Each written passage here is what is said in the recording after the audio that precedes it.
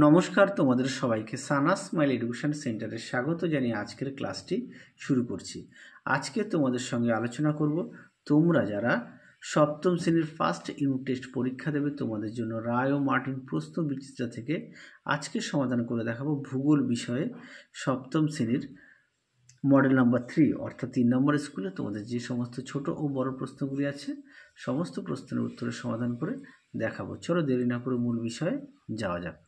প্রথমে কি আছে, একের সঠিক উত্তরটি নির্বাচন করে লেখো। এক দাগে প্রশ্ন আছে, দেখো উত্তর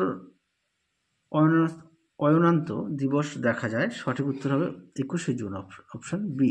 দুই দাগে দেখো পৃথিবীর অনুসর অবস্থানের দিনটি হলো 3রা জানুয়ারি, অপশন সি।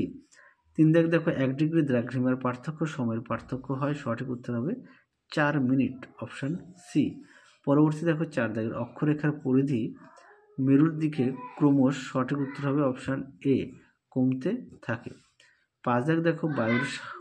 পরবর্তী প্রশ্ন দেখো 6 দাগে জাপানের সবচেয়ে বড় দ্বীপটি হলো, সঠিক উত্তর হবে হনসু, অপশন বি।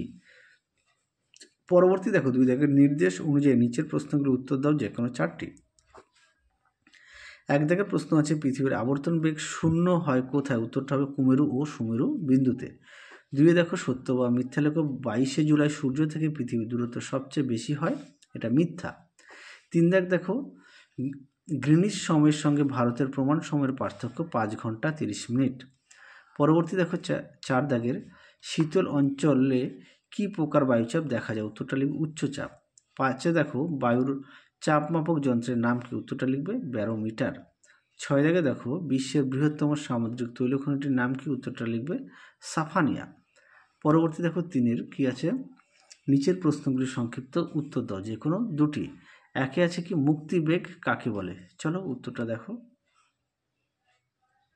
দেখে নাও। মুক্তিবেগ কোনো বস্তু প্রতি সেকেন্ডে 11.2 কিমি গতিবেগের উপরের দিকে ধাবমান হলে তা পৃথিবীর মধ্যাকর্ষণে কাটিয়ে মহাশূন্য চলে যেতে পারে, তাকে মুক্তিবেগ বলে।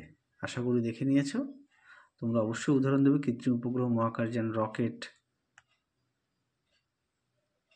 পরবর্তী প্রশ্ন দেখো 2 অধিবর্ষ বলতে কি বোঝো, দেখো উত্তর দেখে নাও। অধিবর্ষ বলতে কি বোঝো, উত্তরটি এখান থেকে এই পর্যন্ত লিখবে। আমি আর মুখে বললাম না, তোমরা উত্তরটা একটু দেখে নাও। পরবর্তী প্রশ্ন দেখো 3 প্রমাণ দ্রাঘিমা কাকে বলে, দেখো উত্তর দেখে নাও। প্রমাণ দ্রাঘিমা কাকে বলে, উত্তরটি এখান থেকে এই পর্যন্ত লিখবে। আমি আর মুখে বললাম না, তোমরা একটু দেখে নাও। এখান থেকে এই পর্যন্ত উত্তরটা লিখবে। চলো পরবর্তী প্রশ্ন দেখো। পরবর্তী প্রশ্ন দেখো 4 দাগের এশিয়ার 2টি উত্তর বাহিনী ও 2টি পূর্ব বাহিনী নদীর নাম লেখো। আচ্ছা, এশিয়ার 2টি উত্তর বাহিনী নদী লিখবে তোমরা ওব ও ইনিসি, আর পূর্ব বাহিনী নদী হচ্ছে ইয়াংসি ও সিকিয়াং। হ্যাঁ, ইয়াংসি ও সিকিয়াং। পরবর্তী দেখো 4 দাগের নিচের প্রশ্নগুলির সংক্ষিপ্ত ব্যাখ্যামূলক উত্তর দাও যে কোনো 2টি। প্রশ্ন মানটা দেখে নাও। আচ্ছা, একে আছে অক্ষরেখা ও দ্রাঘিমা রেখার পার্থক্য লেখো, দেখো উত্তর দেখে নাও। অবশ্যই তোমরা বিষয়গুলো উল্লেখ করবে, মাথায় রাখবে বিষয়গুলো অবশ্যই উল্লেখ করতে হবে, কেননা তোমরা আস্তে আস্তে উঁচু ক্লাসে উঠছো, বিষয়গুলো লিখতে হবে, তাহলে দেখবে নাম্বারটা ভালো আসবে। আর অবশ্যই প্রতিটা বিষয়ে পাঠ্য বই খুঁটিয়ে পড়বে, আর খুব শীঘ্রই তোমরা যে বাকি সেটগুলো আছে খুব শীঘ্রই পেয়ে যাবে। পরবর্তী প্রশ্ন দেখো 2 দাগের ভূমির উষ্ণতার সঙ্গে বায়ুর চাপের সম্পর্ক ব্যাখ্যা করো, দেখো প্রশ্ন উত্তর। পরবর্তী প্রশ্ন দেখো কি আছে, পরবর্তী আছে 3 দাগের নিরক্ষীয় জলবায়ু অঞ্চলে বিকেলে অধিক বৃষ্টিপাত হয় কেন, খুব গুরুত্বপূর্ণ প্রশ্ন, দেখো উত্তর। আচ্ছা, দেখে নাও নিরক্ষীয় জলবায়ু অঞ্চল প্রধান বৈশিষ্ট্য, আর দেখো এখানে দেখো বৃষ্টিপাত সম্পর্কে দেওয়া আছে। হ্যাঁ, তোমরা পাঠ্য বই থেকে একটু পড়ে নিও। পরবর্তী দেখো 4 দাগের পৃথিবীর আবর্তন গতির জন্য কিভাবে বায়ুর চাপের পার্থক্য ঘটে তা ব্যাখ্যা করো, দেখো উত্তর। দেখে নাও প্রশ্নের উত্তর।